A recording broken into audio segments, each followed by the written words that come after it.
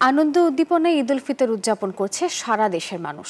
Myanmar থেকে উদ্বাস্তু হয়ে বাংলাদেশে আশ্রিত শরণার্থী শিবিরগুলোতেও ঈদ উদযাপন করছেন রোহিঙ্গারা।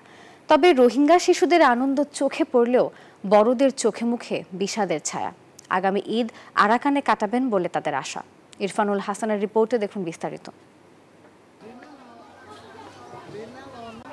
উখিয়া টেকনাফের রোহিঙ্গা শিবিরগুলোতে ঈদের নামাজ আদায় করছেন রোহিঙ্গারা। তাদের চোখে রাখাইনে মিয়ানমার সেনাদের চালানো নির্যাতনের বিভীষিকা, অভাবের দাপটে ঈদ উৎসবের রং যেন অনেকটাই বিবর্ণ। রোহিঙ্গা শিবিরে ঈদের নামাজ আদায়ের পর কান্নায় ভেঙে পড়েন ইমাম ও মুসল্লিরা। মোনাজাতে অংশ নেওয়া মুসলিমরা নির্যাতনের বিচার চেয়ে নিজ দেশ মিয়ানমারে মর্যাদার সঙ্গে নিরাপদ প্রত্যাবাসনের জন্য মহান রবের কাছে সাহায্য প্রার্থনা করেন। তবে জাতিসংঘ মহাসচিবের উপস্থিতিতে প্রধান উপদেষ্টা অধ্যাপক মোহাম্মদ ইউনুসের প্রত্যাবাসনের আশ্বাসে আগামী বছর মিয়ানমারে ঈদ উদযাপনের স্বপ্ন দেখছেন রোহিঙ্গারা।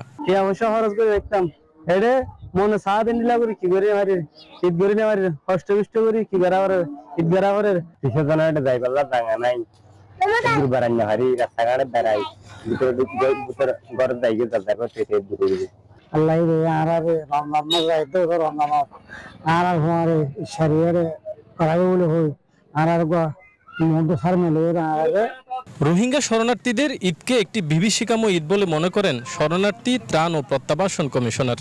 ঈদ আসে অন্য কারো মতো নয়, ঈদ আসে অত্যন্ত বিমর্ষ এবং আপনার হৃদয় বিদারক একটা দৃশ্য পরিণত হয়। কক্সবাজারের ৩২টি রোহিঙ্গা ক্যাম্পের মসজিদ ও নুরানি শিক্ষা প্রতিষ্ঠানে ঈদের নামাজ আদায় করেন শরণার্থী রোহিঙ্গারা।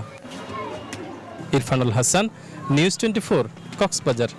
ওয়ালটন আবারও মিলিনিয়ার অফারে ওয়ালটন ফ্রিজ কিনে আপনিও হয়ে যেতে পারেন মিলিয়নিয়ার।